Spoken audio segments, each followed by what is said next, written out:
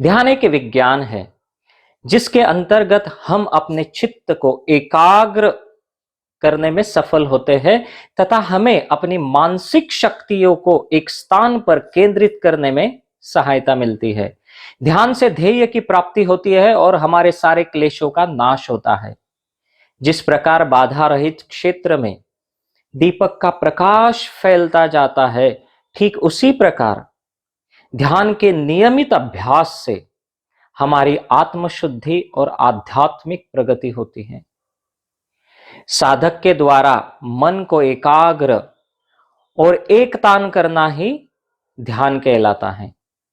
धारणा से शुद्ध हुए चित्त को ध्यान में लगाकर अपने मन और आत्मा को एकाग्र और चंचलताहीन बनाया जा सकता है। तो ध्यान का तात्पर्य है वर्तमान में जीना। वर्तमान में जीकर ही मन की चंचलता को समाप्त किया जा सकता है, एकाग्रता लाई जा सकती है। धारणा द्वारा विषय पर वृत्ति को अस्थिर करने वाले गुणों को हटाते हुए चित्त को सात्विक रूप से निरंतर ठहराए रहना ही ध्यान है। मतलब चित्त का स्थैर्य ही ध्यान है। इसी से मानसिक शक्तियों के सारे भंडार खुलते हैं। उसी के लिए ही ध्यान की अनेक विधियां हैं। मन, बुद्धि, इंद्रियों का प्राण सहित एक साथ एक ही बिंदु या देश में केंद्रित बने रहना ही उत्तम ध्यान कहलाता है। इन चारों का संयोग ही फलदायी होता है। यदि इन्हें मूलाधार में सुप्त पड़ी कुंडलिनी शक्ति पर केंद्रित करे और उसके जागृत होने की भावना करे तो कुंडलिनी जागृत हो जाएगी। यदि इन्हें चक्रों पर केंद्रित करे तो कुछ समय के अभ्यास से चक्र जागृत हो जाएंगे। यदि इन्हें पंच महाभूतों पर केंद्रित करे तो अभ्यास से पंच महाभूत वश में आ जाएंगे। किसी भी अन्य विषय पर इन्हें केंद्रित कर उसे समझने की भावना करे तो वह विषय समझ में आ जाएगा। आत्मदर्शन की भावना से यदि इन्हें आत्मा पर केंद्रित करे तो आत्म साक्षात्कार प्राप्त हो जाएगा। यदि इन्हें मंत्र पर केंद्रित करे तो मंत्र का साक्षात्कार प्राप्त हो जाएगा।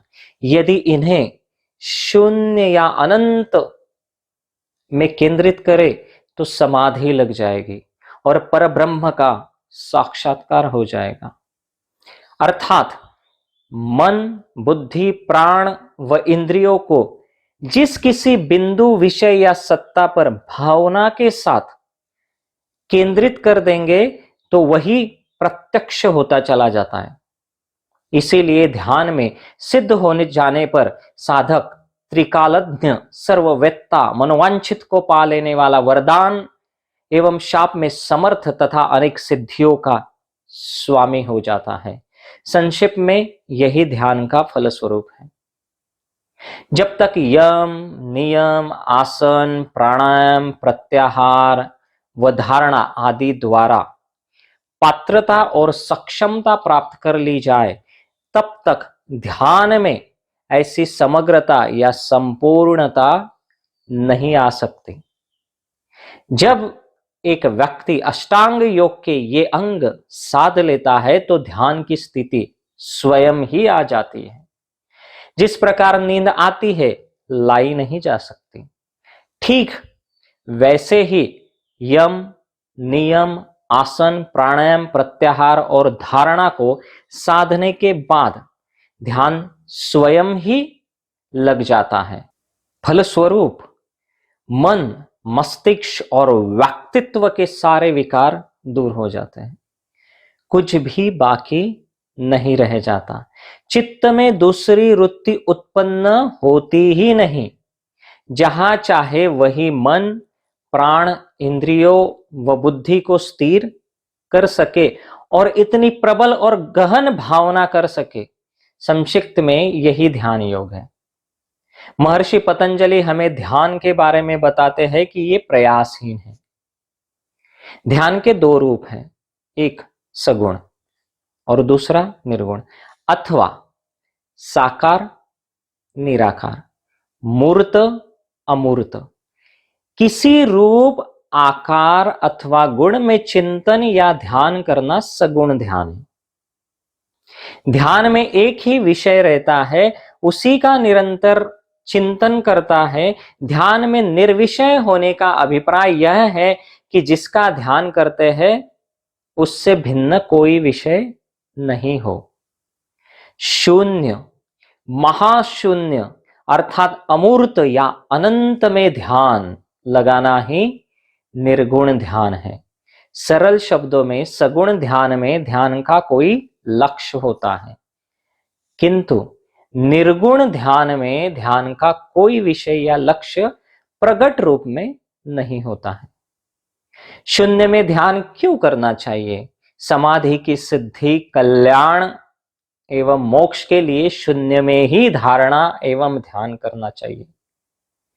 जैसा कि कहा गया है, शून्य में ही शक्ति की प्रवृत्ति होती है। शक्ति से वर्ण पैदा होते हैं, वर्णों से मंत्र, और मंत्रों से यह कभी न नष्ट होने वाली ये समस्त सृष्टि होती है। इसीलिए इस जगत की शून्य के रूप में उपासना करनी चाहिए, ऐसा कहा जाता है।